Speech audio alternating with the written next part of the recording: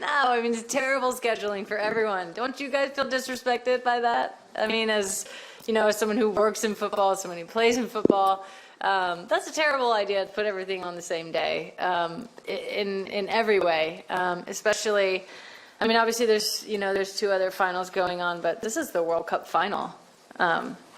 This is like cancel everything day. So no, I don't know how that happened. I think I heard somewhere that it was they just didn't think about it, which is like the problem, that you just didn't think about it when the World Cup final is set, so far in advance. It's actually unbelievable.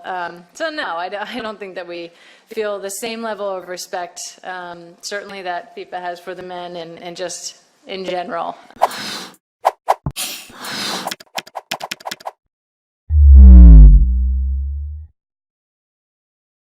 No lo olvides, hay muchos más videos en nuestro canal de YouTube de Telemundo Deportes. Suscríbete aquí.